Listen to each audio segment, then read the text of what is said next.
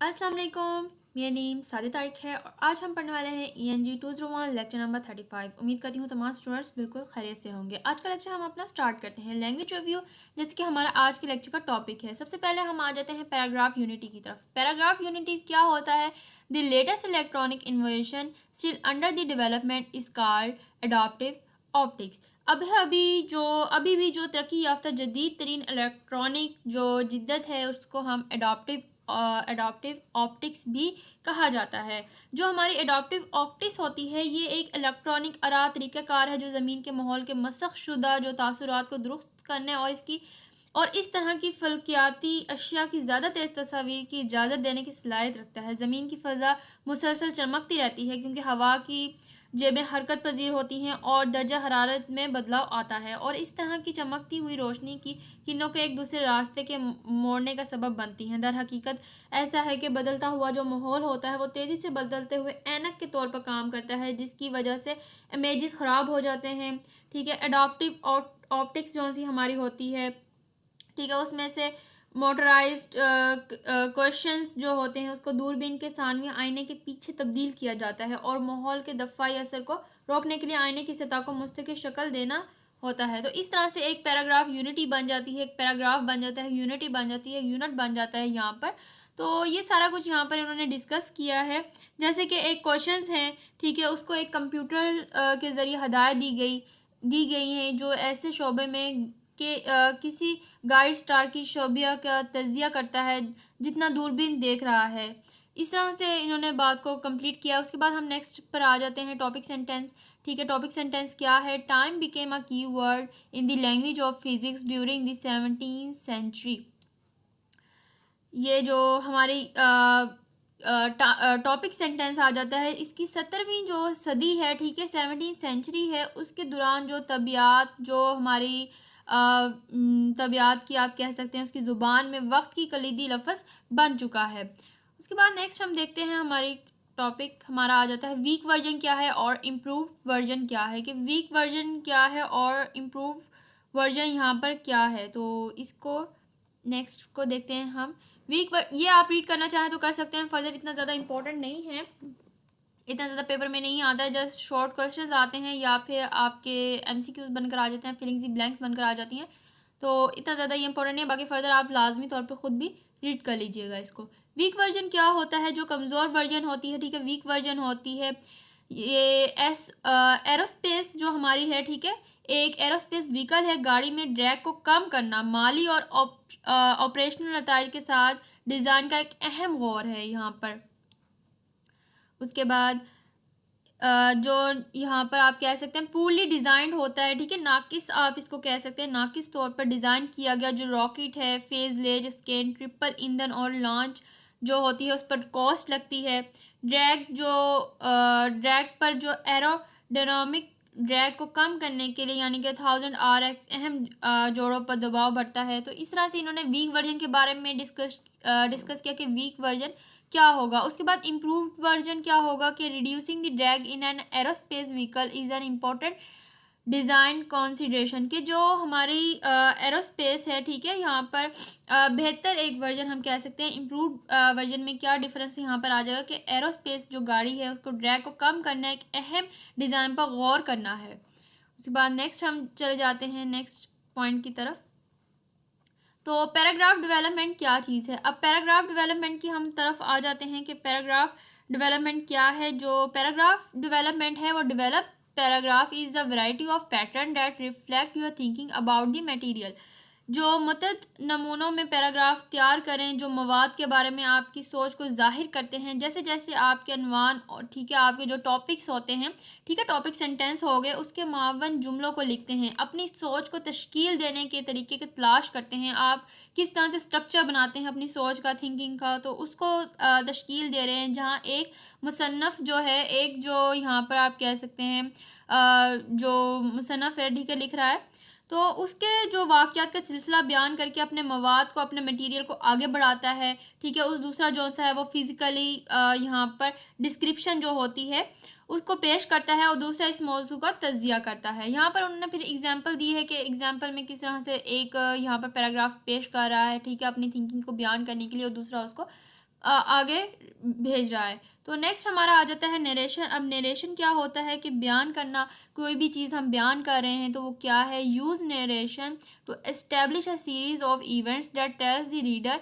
What happened. देखें, जो वाक़यात का एक सिलसिला होता है कायम करने के लिए बयान का इस्तेमाल करें, जो हमारे राइटर को बताएगा कि क्या हुआ, व्हाट हैपेंड, क्या हुआ। ठीक है। बयान तरक्की के जो हमारे तरीक़ी नमूने पर हैं, ये इस हद तक पैराग्राफ की तरक्की का कायल मोड़ है जिसमें ये मरबूत कहानी सुनाता है। ये नमूना, ये टाइमलाइन आमतौर पर समझने में बहुत आसान होता है। उसके बाद हम नेक्स्ट की तरफ आ जाते हैं। हमारा नेक्स्ट टॉपिक क्या है, प्रोसेस। अब प्रोसेस क्या होता है, अमल। अमल क्या है, यूज़ प्रोसेस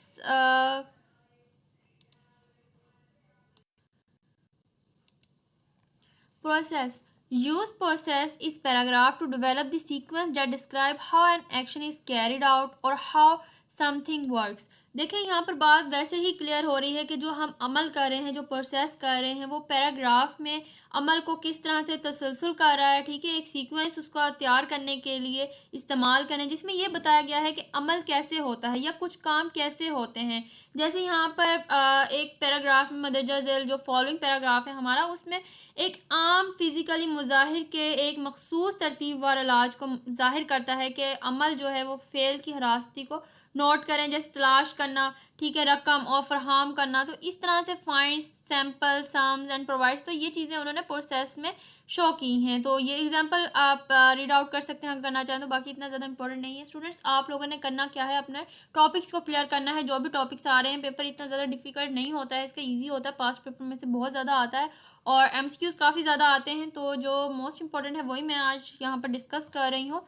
तो बाकी आपने फ़र्दर खुद से भी रीड आउट करना है। खुद रीड आउट करने से ये आप लोग की हेल्प होगी कि आपने जो पढ़ा है, आपने जो देखा है लेक्चर, तो उससे आपका कॉन्सेप्ट क्लियर होगा और आप में कॉन्फिडेंस बिल्ड होगा कि आपको वाकई में बहुत ज़्यादा आता है।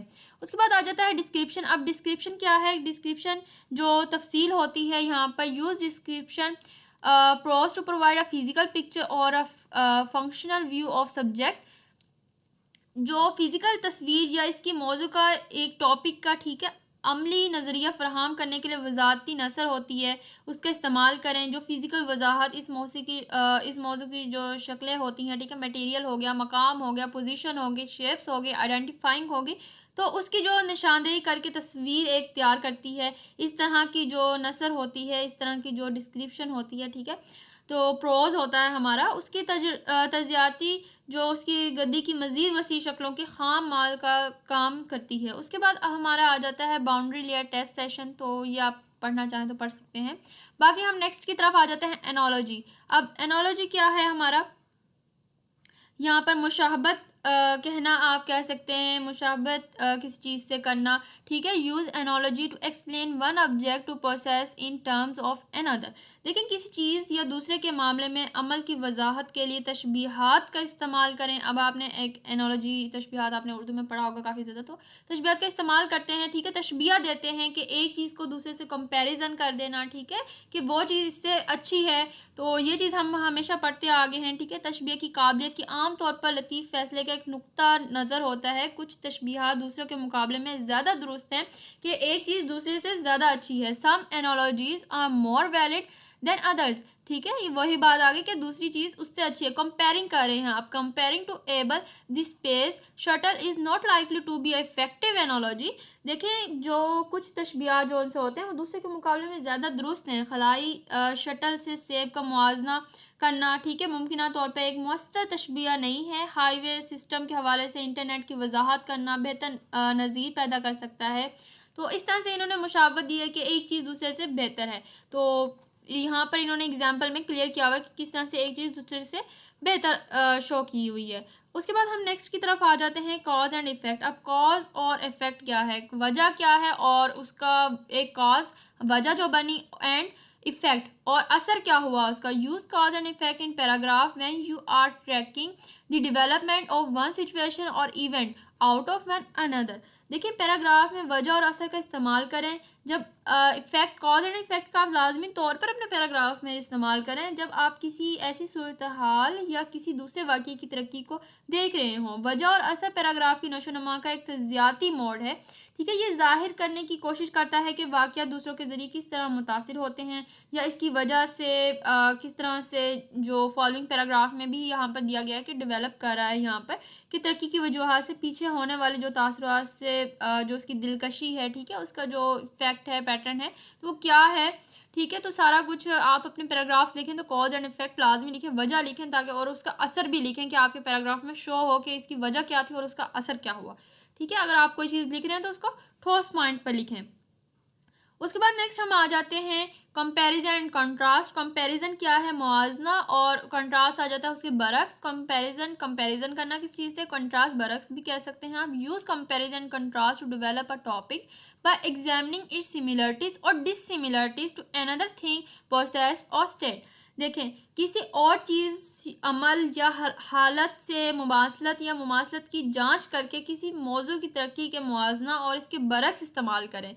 जैसे कि हमारे जो मुआवजा होता है, ठीक है, कंपैरिजन हमारा आ जाता है, ठीक है, मुमासलत पर जोर देना, इम्फेसिस करना, इम्फेसिस का मतलब होता है जोर देना, ठीक है। सिमिलरिटीज, जोर देना, एक सिमिलरिटीज को देख रहे हैं हम, सिमिलरिटीज उनकी देख रहे हैं, कंट्रास्ट द डिफरेंस, हम कंट्रास्ट कर रहे हैं दूसरे के साथ, एक कंपैरिजन कर रहे हैं दूसरे के साथ और जोर दे रहे हैं कि ये चीज़ इसके बरक्स ज़्यादा बेहतर है। और एक पैराग्राफ का मुआवजा उसके बरक्स दोनों को इस्तेमाल कर सकता है। तो इस तरह से कंपैरिजन कंट्रास्ट लाजमी तौर पर यूज़ करना है हमने अपने पैराग्राफ में, ताकि पता चले कि ये चीज़ इससे ज़्यादा बेहतर है। तो उससे क्या होगा कि हमारी इफेक्टिव बनेगी, जो राइटिंग स्किल्स हैं, लैंग्वेज रिव्यू है, तो वो अच्छा होता है। उसके बाद नेक्स्ट हम आ जाते हैं क्लासिफिकेशन एंड डिवीजन की तरफ। तो क्लासिफिकेशन की तरफ आ जाते हैं और डिवीजन की तरफ आ जाते हैं। Use classification to develop the material by relating the parts to wholes. देखें, यूज़ करेंगे हम अपनी क्लासिफिकेशन को, जो इसकी क्लासिफिकेशंस हैं, ठीक है, उनको यूज़ करेंगे अब हम, और साथ में डिवीजन जो हम डिवाइड कर रहे हैं तैयार करने के लिए इस्तेमाल करेंगे, जो डेवलप को जज्वी तौर पर मुंसलिक करते हैं यहाँ पर होल पार्ट्स जो उनसे उसके होते हैं, ठीक है। आप इसी तरह की चीज़ों या अमल को क्लासों में ग्रुप करके इनको जोड़ते हैं। आपके हयातियात जो तरीक़ाकार होते हैं, शक्लें होती हैं, ठीक है, और उसके बाद जो भी मैकेनिज्म हो गया, प्रोसेस होगा, according to shares, magnitude, effects and so on.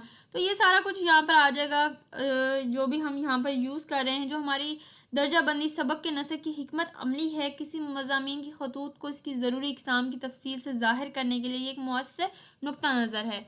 उसके बाद नेक्स्ट हमारा आ जाता है acid services choice of materials. तो ये इसी की यहाँ पर इन्होंने एग्जांपल्स दी हुई है कि किस तरह से आप कर सकते हैं। तो नेक्स्ट हम आ जाते हैं डेफिनेशन की तरफ। अब डेफिनेशन क्या है, तारीफ, ठीक है। Develop the paragraph by definition when you want to set working generalisation that will help control the meaning and scope of important terms. लेकिन तारीफ के मुताबिक पैराग्राफ तैयार करें जब आप काम करने वाली अमूमियात मरतब करना चाहते हैं, जो अहम शराइत के मायनी और वसत को कंट्रोल करने में मुआवन होगा, ठीक है, आपके इम्पोर्टेंट टर्म्स के बारे में बता रहा है। और यहाँ पर जो हमारी डेफिनेशन है उसका करना इस शराइत के दायरे कार को कंट्रोल करने का एक मौसर तरीका है, ठीक है। उसके बाद नेक्स्ट हमारा आ जाता है यहाँ पर बायमेटालिक इज द कंपोनेंट। यहाँ पर बायमेटालिक कंपोनेंट्स आ जाता है। तो bimetals are components made up of two separate metallic units each occupying are distinct position in the component. देखिए, यहाँ पर बायमेटालिक जो है दो अलग अलग देहाती यूनिटों पर मुश्तमिल है, ठीक है, अलग अलग मेटालिक यूनिट्स पर यहाँ पर मुश्तमिल है, ठीक है, यहाँ पर उसके ऊपर डिपेंड है। एक अंसर में अलग मुकाम रखता है, ठीक है, और each occupying a distinct position in the component, अलग अलग एक मुकाम है इनका।